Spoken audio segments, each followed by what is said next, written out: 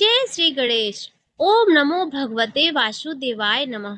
प्रिय भक्तों, आज कार्तिक मास के तीसरे दिन आप श्रवण करेंगे कार्तिक मास के तीसरे अध्याय की कथा। कल आपने सुना विभिन्न देवताओं के संतोष के लिए कार्तिक स्नान की विधि तथा स्नान के लिए श्रेष्ठ तीर्थों का वर्णन। और आज आप श्रवण करेंगे कार्तिक व्रत करने वाले मनुष्यों के लिए पालनीय नियम और साथ में कार्तिक मास की कथाएं। ब्रह्मा जी कहते हैं, व्रत करने वाले पुरुषों को उचित है कि वह सदा एक पहर रात बाकी रहते ही सोकर उठ जाए, फिर नाना प्रकार के स्त्रोतों द्वारा भगवान विष्णु की स्तुति करके दिन के कार्य का विचार करे। गांव से नेतृत्व कोण में जाकर विधि पूर्वक मलमूत्र का त्याग करे। यज्ञोपवीत को दाहिने कान पर रखकर उत्तराभिमुख होकर बैठे। पृथ्वी पर तिनका बिछा दे और अपने मस्तक को वस्त्र से भली भांति ढक ले। मुख पर भी वस्त्र लपेट ले। अकेला रहे तथा साथ जल से भरा हुआ पात्र रखे। इस प्रकार दिन में मल मूत्र का त्याग करे। यदि रात में करना हो तो दक्षिण दिशा की ओर मुख करके बैठे। मल त्याग के पश्चात गुदा में 5 या 7 बार मिट्टी लगाकर धोवे। बाएं हाथ से 10 बार मिट्टी लगावे। फिर दोनों हाथों में 7 बार और दोनों पैरों में 3 बार मिट्टी लगानी चाहिए। यह गृहस्थ के लिए शौच का नियम बताया गया है। ब्रह्मचारी के लिए इससे दूना, वानप्रस्थ के लिए 3 गुना और सन्यासी के लिए 4 गुना शौच कहा गया है। यह दिन में शौच का नियम है, रात में इससे आधा ही पालन करे। यात्रा में गए हुए मनुष्य के लिए उससे भी आधे शौच का विधान है तथा स्त्रियों और शूद्रों के लिए उससे भी आधा शौच बताया गया है। शौच कर्म से हीन पुरुष की समस्त क्रियाएं निष्फल होती हैं। तदंतर दांत और जिह्वा की शुद्धि के लिए वृक्ष के पास जाकर यह मंत्र पढ़ें। आयुर्वलन यशो वर्चः प्रजाः पशु वसूनि च ब्रह्म प्रज्ञान च मेधान च त्वं नो देहि वनस्पते। हे वनस्पते, आप मुझे आयु, बल, यश, तेज, संतति, पशुधन, वैदिक ज्ञान, प्रज्ञा और धारण शक्ति प्रदान करें। ऐसा कहकर वृक्ष से 12 अंगुल की दातून ले। दूध वाले वृक्षों से दातून नहीं लेनी चाहिए। इसी प्रकार कपास, कांटेदार वृक्ष तथा जले हुए पेड़ से भी दातून लेना मना है, जिससे उत्तम गंध आती हो और जिसकी टहनी कोमल हो। ऐसे ही वृक्ष से दंत धावन ग्रहण करना चाहिए। उपवास के दिन, नवमी और षष्ठी तिथि को, श्राद्ध के दिन, रविवार को, ग्रहण में प्रतिपदा को तथा अमावस्या को भी काष्ठ से दातन नहीं करना चाहिए। जिस दिन दातुन का विधान नहीं है उस दिन 12 कुल्ले कर लेने चाहिए। विधि पूर्वक दांतों को शुद्ध करके मुंह को जल से धो डालें और भगवान विष्णु के नामों का उच्चारण करते हुए 2 घड़ी रात रहने ही स्नान के लिए जलाशय पर जाएं। कार्तिक के व्रत का पालन करने वाला पुरुष विधि से स्नान करे, फिर धोती निचोड़कर अपनी रुचि के अनुसार तिलक करे। तत्पश्चात अपनी शाखा के अनुकूल आहिक सूत्र की बताई हुई पद्धति से संध्योपासन करे। जब तक सूर्योदय न हो जाए तब तक गायत्री मंत्र का जप करता रहे। यह रात्रिक अंत का कृत्य बताया गया है। अब दिन का कार्य बताया जाता है। संध्योपासना के अंत में विष्णु सहस्त्र नाम आदि का पाठ करे। फिर देवालय में आकर पूजन प्रारंभ करे। भगवत संबंधी पदों के गान, कीर्तन और नृत्य आदि कार्यों में दिन का प्रहर व्यतीत करे। तत्पश्चात आधा पहर तक भली भांति पुराण कथा का श्रवण करे। उसके बाद पुराण बाँचने वाले विद्वान की और तुलसी की पूजा करके मध्याह्न कर्म के करने के पश्चात दाल के सिवा शेष अन्न का भोजन करे। बलि वैश्वदेव करके अतिथियों को भोजन कराकर जो मनुष्य स्वयं भोजन करता है उसका वह भोजन केवल अमृत है। मुख शुद्धि के लिए तीर्थ जल, भगवत चरणामृत से तुलसी भक्षण करे। फिर शेष दिन सांसारिक व्यवहार में व्यतीत करे। सायं काल में पुनः भगवान विष्णु के मंदिर में जाए और संध्या करके शक्ति के अनुसार दीपदान करे। भगवान विष्णु को प्रणाम करके उनकी आरती उतारे और स्तोत्र पाठ आदि करते हुए प्रथम पहर में जागरण करे। प्रथम पहर बीत जाने पर शयन करे। ब्रह्मचर्य व्रत का पालन करे। इस प्रकार 1 मास तक प्रतिदिन शास्त्रोक्त विधि का पालन करे। जो कार्तिक मास में उत्तम व्रत का पालन करता है वह सब पापों से मुक्त हो भगवान विष्णु के सालोक्य को प्राप्त होता है। कार्तिक मास आने पर निषिद्ध वस्तुओं का त्याग करना चाहिए। तेल लगाना, परान्न भोजन करना, तेल खाना जिसमें बहुत से बीज हो, ऐसे फलों का सेवन तथा चावल, दाल ये सभी कार्तिक मास में त्याज्य है। लौकी, गाजर, बैंगन, वनभंटा, उटकंटारा, बांसी, अन्न, भैंसींड बसूर, दोबारा भोजन, मदिरा, पराया अन्न, कांसी के पात्र में भोजन, छत्राक, कांजी, दुर्गंधित पदार्थ, समुदाय संस्था आदि का अन्न, वेश्या का अन्न, ग्राम पुरोहित और शूद्र का अन्न और सूत का अन्न ये सभी त्याग देने वाले हैं। श्राद्ध का अन्न, रजस्वला का दिया हुआ अन्न, जनाना शौक का अन्न और लसोड़े का फल इन्हें कार्तिक व्रत का पालन करने वाला पुरुष अवश्य त्याग दे। निषिद्ध पत्तलों में भोजन न करे। महुआ, केला, जामुन और पकड़ी इनके पत्तों में भोजन नहीं करना चाहिए। कमल के पत्तों पर कदापि भोजन न करे। कार्तिक मास आने पर जो वनवासी मुनियों के अनुसार नियमित भोजन करता है वह चक्रपाणि भगवान विष्णु के परम धाम को जाता है। कार्तिक में प्रातः काल स्नान करके भगवान की पूजा करनी चाहिए। उस समय कथा श्रवण उत्तम माना गया है। कार्तिक में केला और आंवले के फल का दान करें और शीत से कष्ट पाने वाले ब्राह्मण को कपड़ा दे।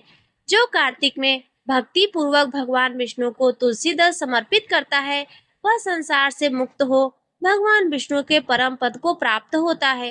श्री हरि के परम प्रिय कार्तिक मास में जो नित्य गीता का पाठ करता है उसके पुण्य फल का वर्णन सैकड़ों वर्षों में भी नहीं किया जा सकता। जो श्रीमद् भागवत का श्रवण करता है वह सब पापों से मुक्त हो परम शांति को प्राप्त होता है।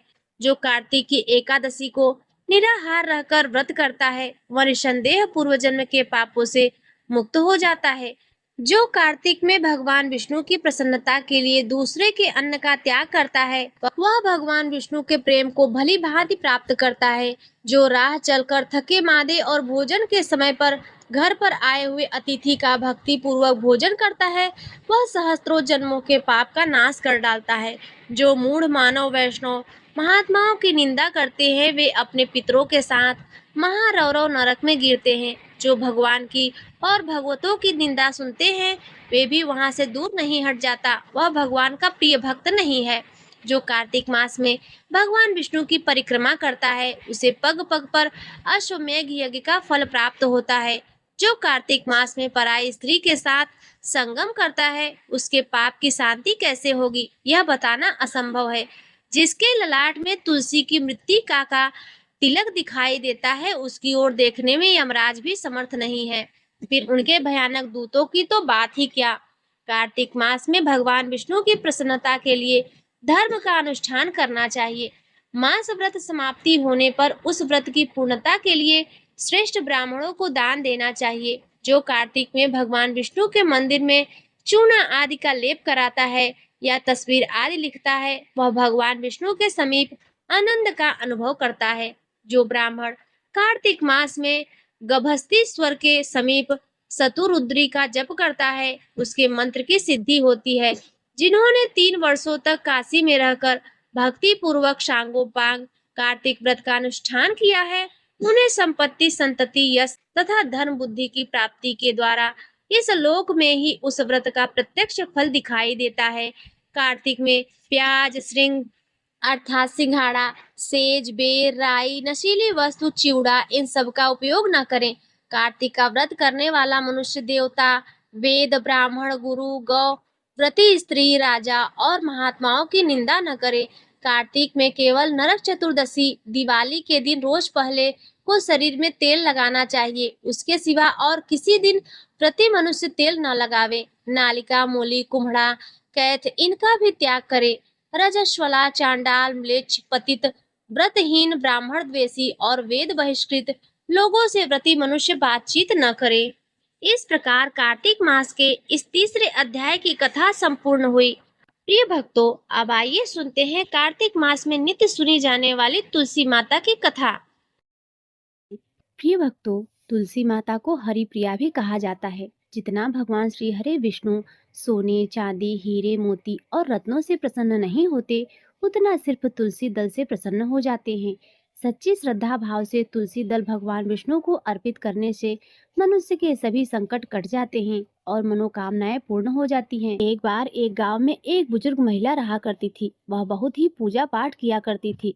वह रोज तुलसी माँ की पूजा करती और वह बुजुर्ग महिला रोज तुलसी माता से कहती, तुलसी माँ, तुम मुझे बहू दो, पीताम्बर की धोती दो, मीठा मीठा घास दो, बैकुंठ में वास दो, चटक की चाल दो, पटक की मौत दो, चंदन का काठ दो, रानी सा सास दो, दाल भात का भोजन दो, ग्यारस की मौत दो और कृष्ण जी का कंधा दो। वह बुजुर्ग मैया हर महीने तुलसी माता की रोज पूजा किया करती, उनके बिरवे को सींचती।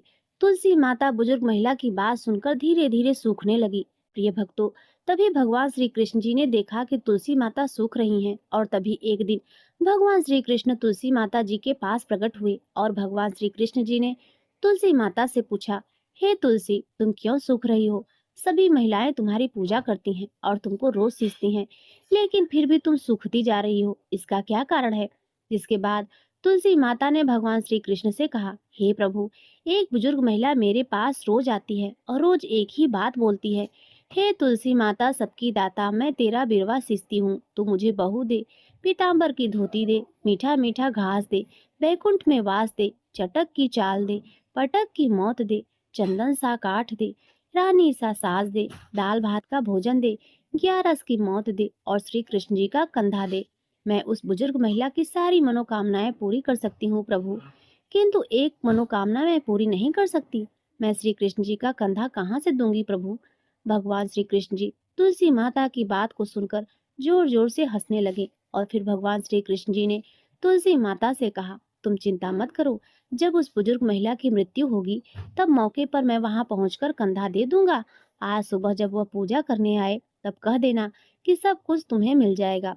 कुछ ही दिनों बाद वह वृद्ध महिला ठोकर खाकर रास्ते में गिरकर मर गई। पूरे गांव के सभी लोग आए। उस महिला को सभी लोग धर्मात्मा मानते थे। उनको तुलसी जी की डोगरी कहते थे।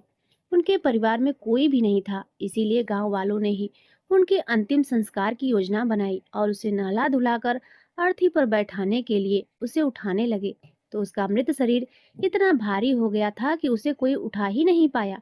यह देखकर वहां के सभी लोग तरह तरह की बातें करने लगे और कहने लगे, यह इतना पूजा पाठ करती थी कि हर समय माला फेरती थी, इसीलिए यह इतना भारी हो गई है। वहीं पूरे गांव में चर्चा होने लगी कि डोगरी माई कोई भक्त नहीं थी, यह छल कपट करती थी।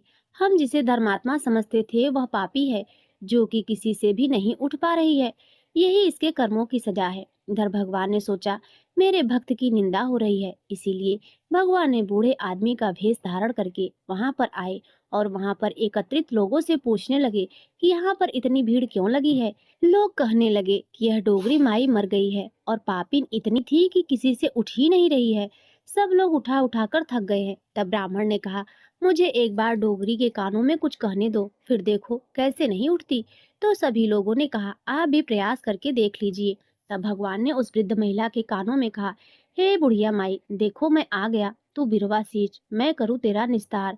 हे बुढ़िया माई, बहू ले, पोती ले, पोता ले, लड्डू ले, पीताम्बर ले, धोती ले, गहना ले, घी का घड़ा ले, मीठा मीठा खीर ले, पूरी ले, दाल भात का भोजन ले, धन दौलत ले, बेटा ले, पोता ले, काम ले, तुलसी जी का पत्ता मुंह में, गंगा जल जी के साथ ले, चंदन का काट ले, कृष्ण जी का कंधा ले। इतना सुनते ही वह बुढ़िया माई हल्की हो गई। भगवान बोले, आओ और इनको उठाओ। भगवान ने हाथ लगाया और डोगरी बुढ़िया माई उठ गई। सबको बड़ा ही आश्चर्य हुआ। उसे खूब धूमधाम से ले जाया गया। भगवान उसे अपने कंधे पर ले गए। पूरे गांव में इसकी चर्चा होने लगी, जिससे उसको मुक्ति मिल गई और वह बैकुंठ में चली गई। सभी लोग देखते रह गए। सभी लोगों ने देखा कि शमशान घाट पर तो ब्राह्मण साथ ही आया था, लेकिन अब वह दिखाई नहीं दे रहा है। इससे लोगों को समझ में आया कि वह कोई और नहीं, स्वयं भगवान बूढ़े ब्राह्मण के रूप में आए थे। तो प्रेम से बोलिए, राधा कृष्ण भगवान की जय, तुलसी सालिक राम भगवान की जय। प्रिय भक्तों, अब आइए तुलसी माता की एक और कथा सुनते हैं। एक कुटुंब में ननद तथा भाभी साथ साथ रहती थी। ननद का विवाह अभी नहीं हुआ था। वह तुलसी के पौधे की खूब सेवा करती थी, लेकिन उसकी भाभी को यह सब बिल्कुल भी पसंद नहीं था। जब कभी उसकी भाभी को अत्यधिक क्रोध आता तब वह उसे ताना देते हुए कहती, जब तुम्हारा विवाह होगा तो मैं तुलसी ही बारातियों को खाने को दूंगी, तुम्हारे दहेज में भी तुलसी दूंगी। कुछ समय बीत जाने पर ननद का विवाह पक्का हुआ। विवाह के दिन भाभी ने अपने कहे अनुसार बारातियों के सामने तुलसी का गमला फोड़ दिया और खाने के लिए कहा। तुलसी जी की कृपा से वह फूटा हुआ गमला अनेकों स्वादिष्ट पकवानों में बदल गया। भाभी ने गहनों के नाम पर तुलसी की मंजरी से बने हुए गहने उसे पहना दिए और वह सुंदर सोने जड़ाऊ में बदल गई। भाभी ने वस्त्रों के स्थान पर तुलसी का जनेऊ रख दिया और वह रेशमी तथा सुंदर वस्त्रों में बदल गए। ननद की ससुराल में उसके दहेज की बहुत प्रशंसा की गई। यह बात भाभी के कानों तक भी पहुंची तो उसे बड़ा ही आश्चर्य हुआ। उसे अब तुलसी माता की पूजा का महत्व समझ में आया। भाभी की एक लड़की थी, वह अपने लड़की से कहने लगी, तुम भी तुलसी की सेवा करो, तुम्हें भी बुआ की तरह फल मिलेगा। प्रिय भक्तों, वह जबरदस्ती अपनी बेटी से सेवा करने को कहती, लेकिन लड़की का मन तुलसी सेवा में नहीं लगता था। लड़के के बड़े होने पर उसके विवाह का समय आया। तब भाभी सोचती है कि जैसा व्यवहार मैंने अपनी ननद के साथ किया था, वैसा ही मैं अपनी लड़की के साथ भी करती हूँ, तो यह भी गहनों से लद जाएगी और बारातियों को खाने में पकवान मिलेंगे। ससुराल में इसे भी बहुत इज्जत मिलेगी। यह सोचकर वह बारातियों के सामने तुलसी का गमला फोड़ देती है, लेकिन इस बार गमले की मिट्टी मिट्टी ही रही, मंजरी तथा पत्ते भी अपने रूप में ही रहे, जनेऊ भी अपना रूप नहीं बदला। सभी लोग तथा बारातियों द्वारा भाभी की बुराई की जाती है। लड़की के ससुराल वाले भी लड़की की बुराई करते हैं। भाभी कभी ननद को अपने घर नहीं बुलाती थी, तो एक दिन भाई ने सोचा मैं बहन से मिलकर आता हूँ। उसने अपनी पत्नी से कहा कि कुछ उपहार बहन के पास ले जाने की बात कही। भाभी ने थैले में ज्वार भरकर दे दिया और कहा यही लेकर जाओ। बड़े दुखी मन से भाई अपनी बहन के घर चल दिया। वह सोचता रहा कि कोई भाई अपनी बहन के घर ज्वार कैसे ले जा सकता है। यह सोचकर वह एक गौशाला के पास रुका और ज्वार का थैला गाय के सामने पलट दिया। तभी गौपालक ने कहा, आप गाय के सामने हीरे मोती क्यों डाल रहे हैं? यह देखकर भाई को बड़ा ही आश्चर्य हुआ। उसने सभी हीरे मोती तथा सोना वापस अपने थैले में रख लिए।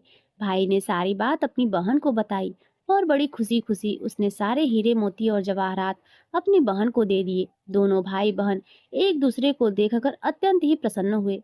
हे तुलसी माँ, जैसी कृपा आपने ननद पर की, ऐसी ही कृपा सभी पर करना।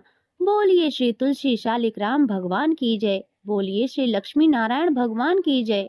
प्रिय भक्तों, अब आइए तुलसी माता की एक और दुर्लभ कथा सुनते हैं। एक बार देवर्षि नारद के मन में आया कि भगवान के पास तो बहुत महल है, एक आध हमको भी दे दे तो यहीं आराम से टिक जाएंगे, नहीं तो इधर उधर घूमते रहना पड़ता है।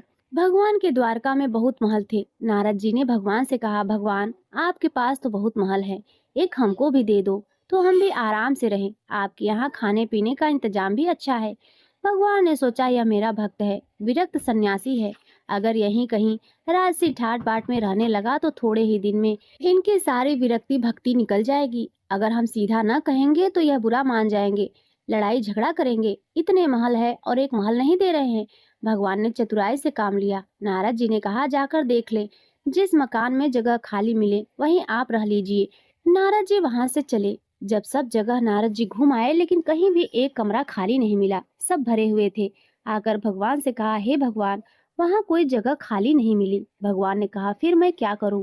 होता तो आपको दे देता। नारद जी के मन में आया, या तो भगवान मेरे साथ धोखाधड़ी कर रहे हैं, नहीं तो कुछ न कुछ अपने किसी को इधर उधर करके दूसरे कमरे में भेजकर एक कमरा तो दे ही दे सकते थे। इन्होंने मेरे साथ धोखा किया है, तो मैं भी इन्हें मजा चखाकर छोड़ूंगा। प्रिय भक्तों, यह तो भगवान की लीला थी। नारद जी रुक्मणी जी के पास पहुंचे। रुक्मणी जी ने नारद जी की आवभगत की, बड़े प्रेम से आदर सम्मान किया। उन दिन भगवान सत्यभामा जी के यहाँ रहते थे। एक आध दिन बीता तो नारद जी ने उनको दान की कथा सुनाई। सुनाने वाले स्वयं नारद जी दान का महत्व सुनाने लगे। जिस चीज का दान करेंगे वही चीज आगे आपको मिलती है। जब नारद जी ने देखा कि यह बात रुक्मणी जी को जम गई है, तो उन्होंने पूछा, आपको सबसे ज्यादा प्रेम किससे है? रुक्मणी जी ने कहा, यह भी कोई पूछने वाली बात है, मुझे भगवान श्री हरि से अत्यंत प्रेम है। कहने लगे, फिर आपकी यह इच्छा होगी कि अगले जन्म में वे आपको ही मिले। रुक्मणी जी बोली, इच्छा तो यही है। नारद जी ने कहा, अच्छा है, तो फिर दान कर दो, नहीं तो नहीं मिलेंगे। आपकी सौत भी बहुत हैं और उनमें से किसी ने पहले दान कर दिया तो उन्हें मिल जाएंगे। इसीलिए दूसरे के करने से पहले आप भगवान को हमें दान कर दें। रुक्मणी जी को बात जच गई। उन्होंने सोचा कि जन्म जन्म में भगवान मिलेंगे तो दान तो कर ही देना चाहिए। रुक्मणी से नारद जी ने संकल्प करा लिया। अब क्या था, नारद जी का काम बन गया। वह सीधे सत्यभामा जी के महल पहुंच गए और भगवान से कहा, हे भगवान, उठिए और चलिए मेरे साथ। भगवान ने कहा, कहाँ चलना है, क्या बात हुई? नारद जी ने कहा, आप कुछ नहीं, आपको मैंने दान में लिया है। आपने एक कोठरी भी मुझे नहीं दी, तो मैं आपको ही सन्यासी बनाकर पेड़ के नीचे सुलाऊंगा। भगवान ने कहा, रुक्मणी ने दान दिया है तो ठीक है, वह पटरानी है, उससे मिल तो आइए। भगवान ने अपने सारे कांठे, रेशम कपड़े सब खोलकर सत्यभामा जी को दे दिए और वल्क वस्त्र पहनकर, भस्मी लगाकर और कमंडल लेकर वहां से चल दिए। उन्हें देखते ही रुक्मणी जी के होश उड़ गए। पूछा, क्या हुआ भगवान? भगवान ने कहा, पता नहीं, नारद कहते हैं कि आपने मुझे दान दे दिया है। रुक्मणी ने कहा, लेकिन वे कपड़े गहने कहाँ गए? उत्तम केसर को छोड़कर यह भस्मी क्यों लगा ली? भगवान ने कहा, जब दान दे दिया है तो मैं उनका हो गया, इसीलिए अब वे मुझे सन्यासी बनाएंगे। रुक्मणी जी ने कहा, मैंने इसलिए थोड़ी ही दिया था कि यह ले जाएं। भगवान ने कहा, तब किस लिए दिया था आपने हमें दान में? दान तो इसीलिए दिया जाता है कि उसको साथ ले जाएं। अब रुक्मणी जी को होश आया कि यह तो गड़बड़ का मामला हो गया। रुक्मणी जी ने कहा, नारद जी, यह आपने मेरे से पहले नहीं कहा था। अगले जन्म में मिलेंगे तो मिलेंगे, अब तो हाथ से ही खो रहे हैं। नारद जी ने कहा, अब जो हो गया सो हो गया, अब मैं इन्हें ले जाऊंगा। रुक्मणी जी बहुत रोने लगी। तब तक हल्ला गुल्ला मच गया और सभी रानियां वहां इकट्ठी हो गई। सत्यभामा, जामवंती सब समझदार थी। उन्होंने कहा, भगवान एक रुक्मणी के पति थोड़े ही है, इसीलिए रुक्मणी को सर्वथा दान का अधिकार नहीं हो सकता। हम लोगों का भी दान का अधिकार है। नारद जी ने सोचा, यह तो घपला हो गया। कहने लगे, क्या भगवान के टुकड़े करोगे?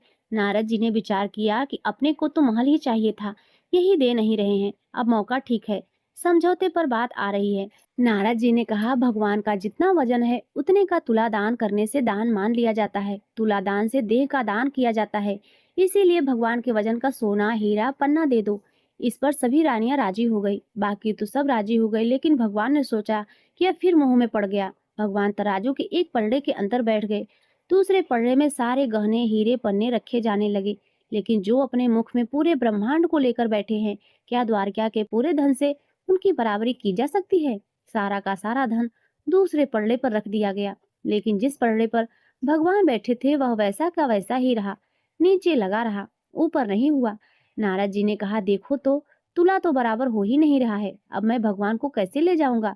सब कहने लगे, अरे कोई उपाय बताइए नारद जी। नारद जी ने कहा, और कोई उपाय नहीं है। अन्य सब लोगों ने अपने हीरे पन्ने लाकर डाल दिए, लेकिन उससे क्या होना था? वे तो त्रिलोकी का भार लेकर बैठे थे। उधर औरतें सब चीख चिल्ला रही थी। नारद जी प्रसन्नता के मारे इधर उधर टहल रहे थे कि आज मेरे भगवान मेरे साथ चलेंगे। भगवान ने धीरे से रुक्मणी को बुलाया। रुक्मणी ने कहा, भगवान कुछ उपाय निकालिए, आप इतना भार लेकर बैठ गए हैं, हम लोगों का क्या हाल होगा? भगवान ने कहा, ये सब हीरे पन्ने निकाल दो, सारे सोने, सारे गहने उतार दो, यह सब निकालकर तुलसी का एक पत्ता और सोने का एक छोटा सा टुकड़ा रख दो, तो तुम लोगों का काम हो जाएगा। रुक्मणी जी के कहने पर सारा सामान हटाया गया। सारा सामान हटा दिया गया और एक छोटे से सोने के टुकड़े और तुलसी का पत्ता रखा गया, तो भगवान के वजन के बराबर हो गया। सबने नारद जी से कहा, आप ले जाइए तुलादान। नारद जी ने खूब हिला डुला कर देखा, कहीं कोई ठगी तो नहीं मार रहा। नारद जी ने कहा, हे भगवान, मेरे साथ फिर से धोखा हो गया। यह पत्ता लेकर मैं क्या करूंगा? यह आप अच्छा नहीं कर रहे हैं, केवल घर वालों की बात सुनते हैं, मेरी तरफ तो देखते भी नहीं। भगवान ने कहा, आपकी तरफ क्या देखूं नारद, आप तो सारे संसार के रूप को समझकर फिर मोह के रास्ते जाना चाह रहे हैं, तो आपकी क्या सुनूं? तब नारद जी ने समझ लिया कि भगवान ने जो किया सो ठीक किया। जो तुलसी का एक पत्ता आपके बराबर है वह तुलसी महान है।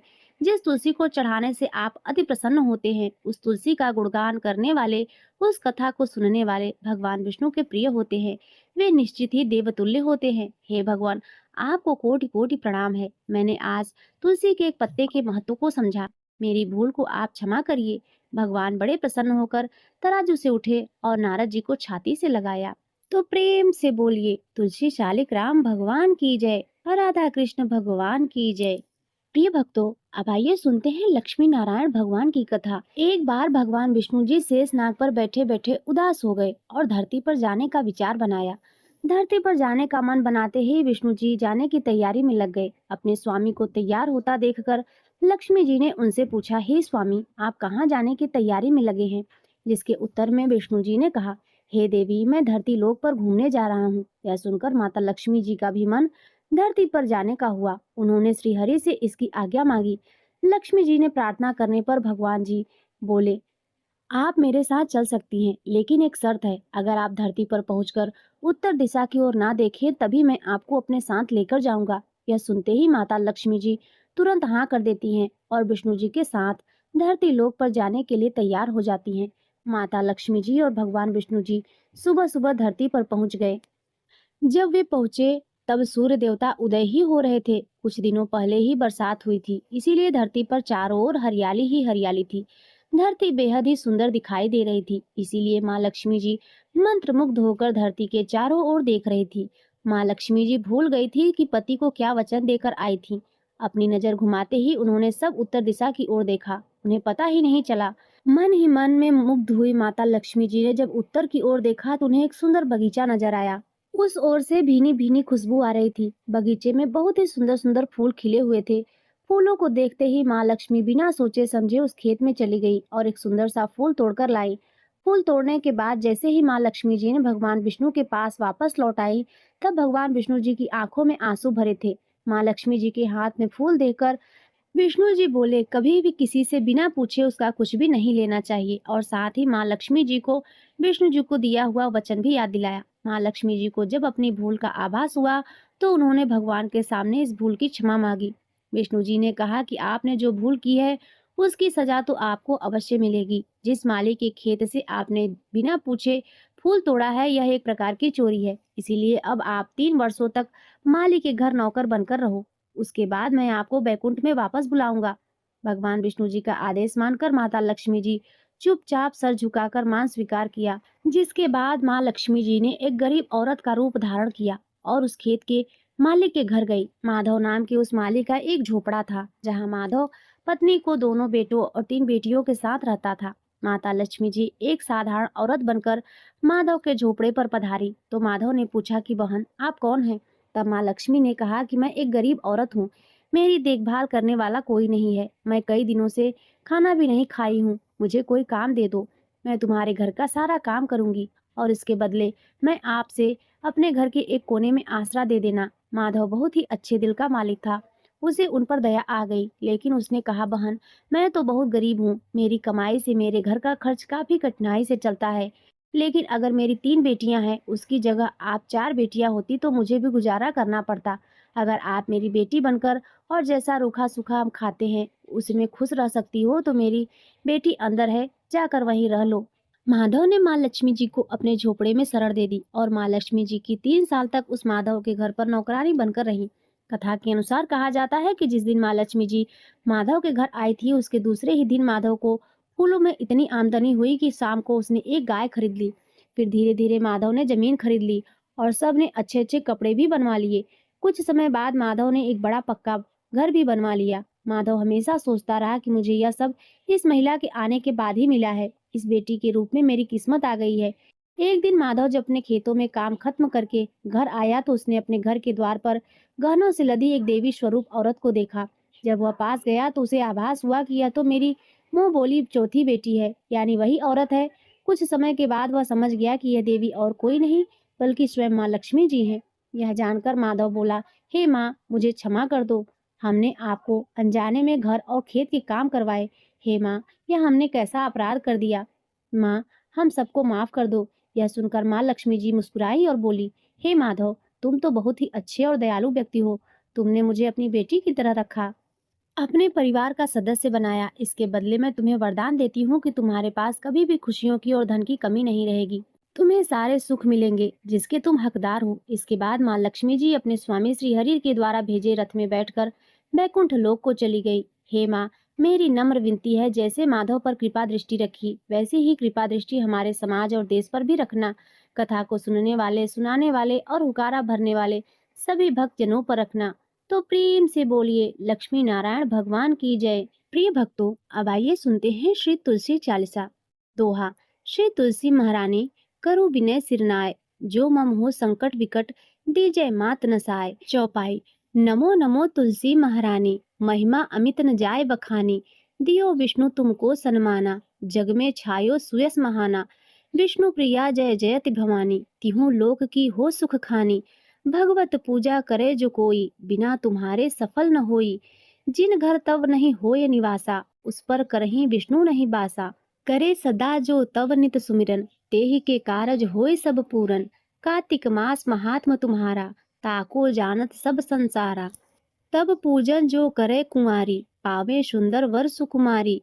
कर जो पूजन नित प्रति नारी, सुख संपत्ति से होए सुखारी, वृद्धा नारी करे जो पूजन, मिले भक्ति होए पुलकित मन, श्रद्धा से पूजे जो कोई, भवनिधि से तर जावे सोई, कथा भागवत यज्ञ करावे, तुम बिन नहीं सफलता पावे, छायो तब प्रताप जग भारी, ध्यावत तुम ही सकल चितधारी, तुम ही मात यंत्रन तंत्रन, सकल काज सिद्धि होवे क्षण में, औषधि रूप आप हो माता, सब जग में तव यश विख्याता, देवी ऋषि मुनि तव तपधारी, करत सदा तव जय जयकारी, वेद पुराणन तव यश गाया, महिमा अगम पार नहीं पाया, नमो नमो जय जय सुख कारणी, नमो नमो जय दुख निवारिणी, नमो नमो सुख संपत्ति देनी, नमो नमो अघघाटन छेनी, नमो नमो भक्तन दुख हरनी, नमो नमो दुष्टन मद छेनी, नमो नमो भव पार उतारनी, नमो नमो परलोक सुधारनी, नमो नमो निज भक्तन उबारनी,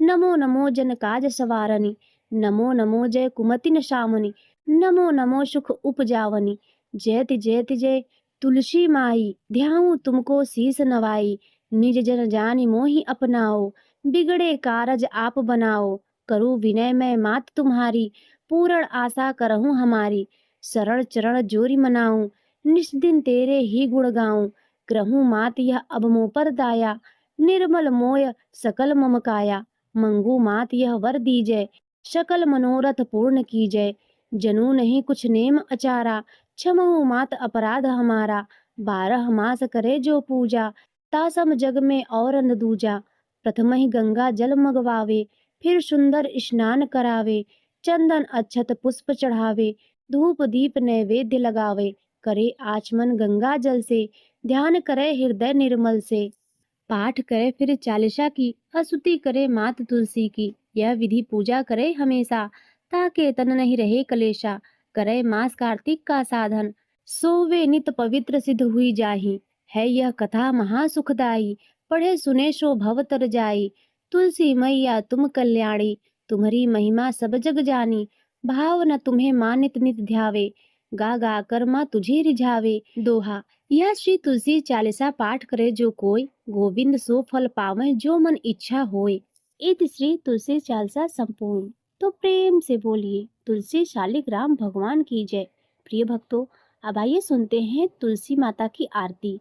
जय जय तुलसी माता मैया, जय जय तुलसी माता, सब जग की सुखदाता मैया, सबकी वर माता, मैया जय जय तुलसी माता, मैया जय जय तुलसी माता, सब जग की सुखदाता मैया, सबकी वर माता, मैया जय जय तुलसी माता, मैया जय जय तुलसी माता, सब योगों से ऊपर, सब रोगों से ऊपर मैया, सब रोगों से ऊपर, रक्षा करे मैया, मैया सबकी रक्षा करे, सबकी भव बाधा, मैया जय जय तुलसी माता, जय जय तुलसी माता, मैया जय जय तुलसी माता, सबकी वर माता, मैया जय जय तुलसी माता, बटु पुत्र है श्यामा, सुरवल्ली है ग्रामा, मैया सुरवल्ली है ग्रामा, मैया सुरवल्ली है ग्रामा,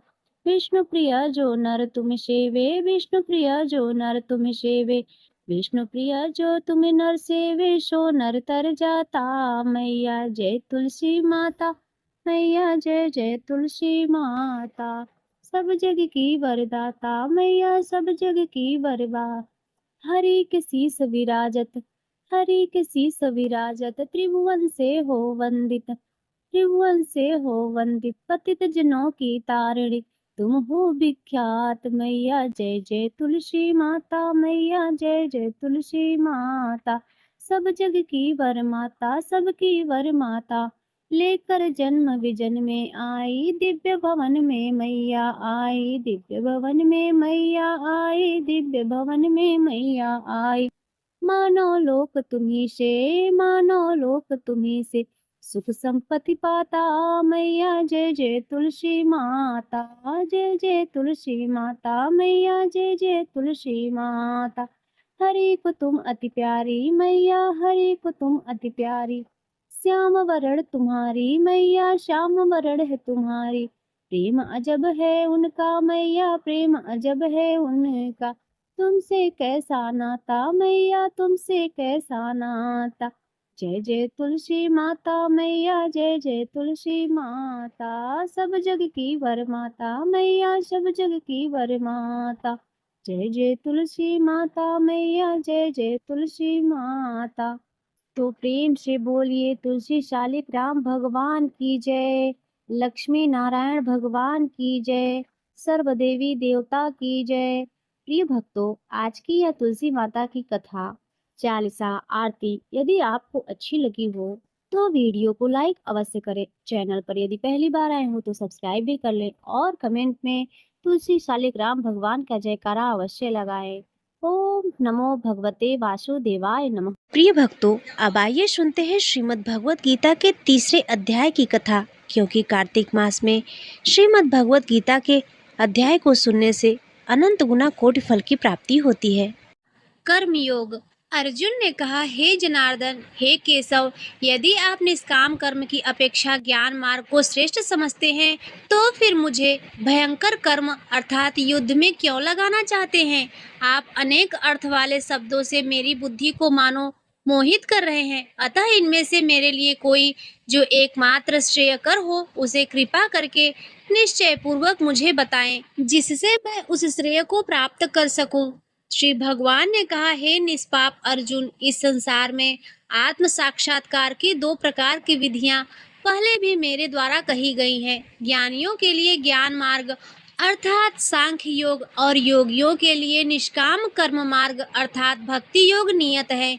मनुष्य न तो बिना कर्म किए कर्म बंधनों से मुक्त हो सकता है और न ही कर्मों को त्याग संन्यास मात्र से सफलता सिद्धि को प्राप्त हो सकता है। कोई भी मनुष्य किसी भी समय में क्षण मात्र भी कर्म किए बिना नहीं रह सकता, क्योंकि प्रत्येक मनुष्य प्रकृति से उत्पन्न गुणों द्वारा विवश होकर कर्म करता है। जो मनुष्य कर्म इंद्रियों को वश में तो करता है किंतु मन से इंद्रियों के विषयों का चिंतन करता रहता है, ऐसा मूर्ख जीव मिथ्याचारी कहलाता है। हे अर्जुन, जो मनुष्य मन के द्वारा इंद्रियों को वश में करने का प्रयत्न करता है और बिना किसी आसक्ति के कर्म योग अर्थात निष्काम कर्म योग का आचरण करता है, वही सभी मनुष्यों के अति उत्तम मनुष्य है। हे अर्जुन, तू अपना नियत कर्तव्य कर्म कर, क्योंकि कर्म न करने की अपेक्षा कर्म करना श्रेष्ठ है। कर्म न करने से तो तेरी यह जीवन यात्रा भी सफल नहीं हो सकती। यज्ञ की प्रक्रिया ही कर्म है। इस यज्ञ की प्रक्रिया के अतिरिक्त जो भी किया जाता है उससे जन्म मृत्यु रूपी बंधन उत्पन्न होता है। अतः हे कुंती पुत्र, उस यज्ञ की पूर्ति के लिए संग दोष से मुक्त रहकर भली भांति कर्म का आचरण कर।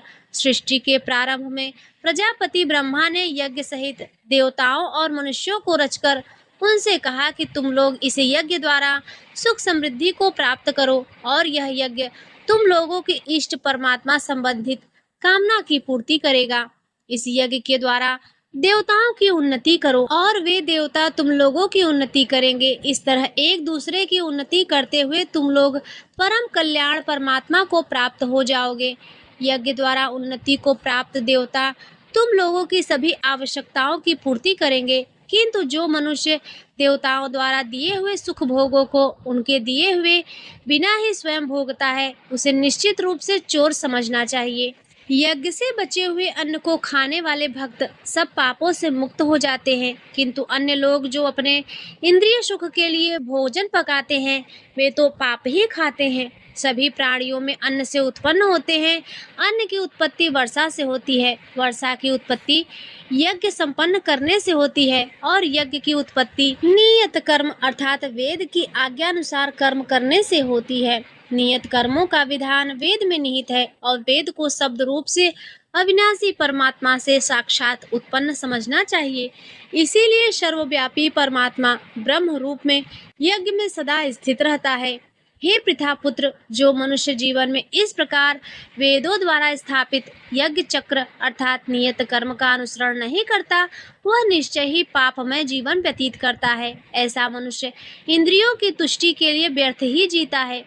परंतु जो मनुष्य आत्मा में ही आनंद प्राप्त कर लेता है तथा वह अपनी आत्मा में ही पूर्ण संतुष्ट रहता है, उसके लिए कोई नियत कर्म कर्तव्य शेष नहीं रहता।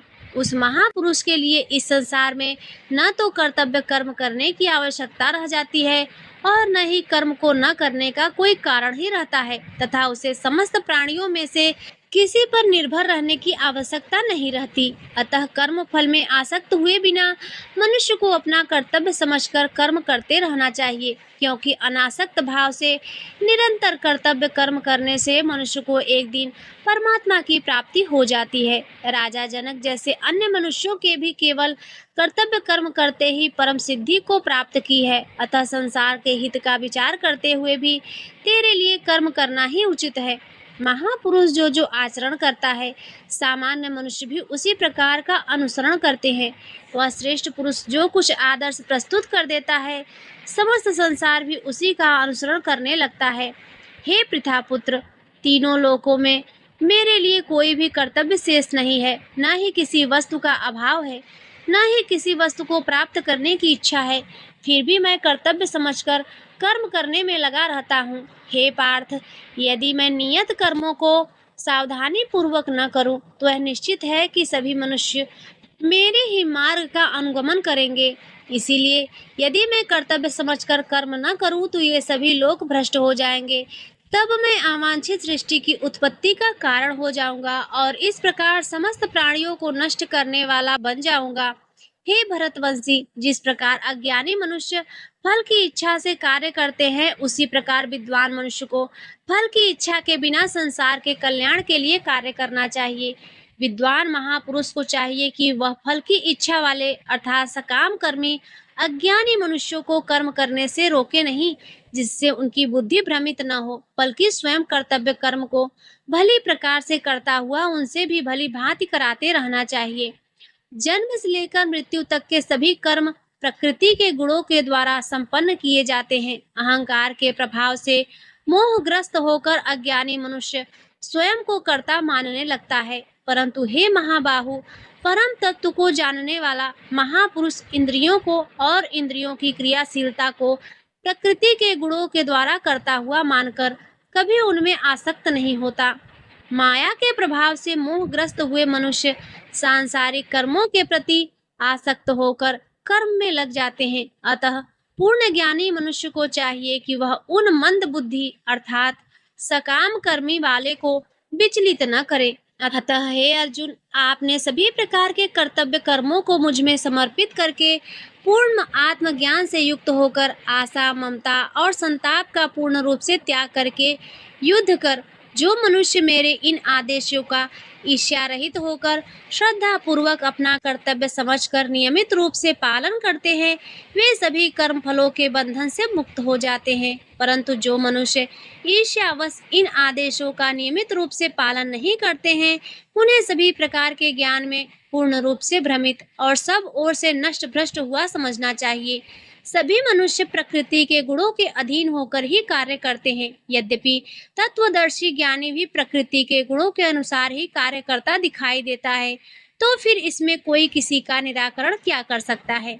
सभी इंद्रियां और इंद्रियों के विषयों के प्रति आसक्ति अर्थात राग और विरक्ति अर्थात द्वेष नियमों के अधीन स्थित होती है। मनुष्य को इनके अधीन नहीं होना चाहिए, क्योंकि दोनों ही आत्म साक्षात्कार के पथ में अवरोध उत्पन्न करने वाले हैं। दूसरों के कर्तव्य धर्म को भली भांति अनुसरण अर्थात नकल करने की अपेक्षा अपना कर्तव्य पालन स्वधर्म को दोषपूर्ण ढंग से करना भी अधिक कल्याणकारी होता है। दूसरे के कर्तव्य का अनुसरण करने से भय उत्पन्न होता है, अपने कर्तव्य का पालन करते हुए मरना ही श्रेयकर होता है। अर्जुन ने कहा, हे वृष्टिवंशी, मनुष्य न चाहते हुए भी किसकी प्रेरणा से पाप कर्म करता है। यद्यपि ऐसा लगता है कि उसे बलपूर्वक पाप कर्म करने के लिए प्रेरित किया जा रहा है, कि भगवान ने कहा, इसका कारण रजोगुण से उत्पन्न होने वाले काम अर्थात विषय वासना और क्रोध बड़े पापी हैं। तू इन्हें ही इस संसार में अग्नि के समान कभी न तृप्त होने वाले महान शत्रु समझ। जिस प्रकार धुएं से अग्नि और धूल से दर्पक ढक जाता है तथा जिस प्रकार गर्भाशय से गर्भ ढका रहता है, उसी प्रकार कामनाओं से ज्ञान ढका रहता है। हे कुंती पुत्र, इस प्रकार शुद्ध चेतन स्वरूप जीवात्मा का ज्ञान कामना रूपी नित्य शत्रु द्वारा ढका रहता है, जो कभी भी तुष्ट न होने वाली अग्नि की तरह जलता रहता है। इंद्रिया, मन और बुद्धि कामनाओं के निवास स्थान होते हैं। इनके द्वारा कामनाएं ज्ञान को आच्छादित करके जीवात्मा को मोहग्रस्त कर देती हैं। अतः हे भरतवंशियों में श्रेष्ठ, तू प्रारब्ध में ही इंद्रियों को वश में करके और आत्मज्ञान और आत्म साक्षात्कार में बाधा उत्पन्न करने वाली इन महान पापी कामनाओं का ही बलपूर्वक समाप्त कर। हे अर्जुन, इस जड़ पदार्थ शरीर की अपेक्षा इंद्रियां श्रेष्ठ है, इंद्रियों की अपेक्षा मन श्रेष्ठ है, मन की अपेक्षा बुद्धि श्रेष्ठ है, और जो बुद्धि से भी श्रेष्ठ है तो वही सर्वश्रेष्ठ शुद्ध स्वरूप आत्मा है। इस प्रकार के महाबाहु अर्जुन, स्वयं को मन और बुद्धि से श्रेष्ठ आत्मा रूप समझकर बुद्धि के द्वारा मन को स्थिर करके तू कामनाओं रूपी दुर्जय शत्रुओं को मार। इस प्रकार उपनिषद, ब्रह्म विद्या तथा योग शास्त्र रूप श्रीमद् भगवत गीता के श्री कृष्ण अर्जुन संवाद में कर्म योग नामक तीसरा अध्याय संपूर्ण हुआ।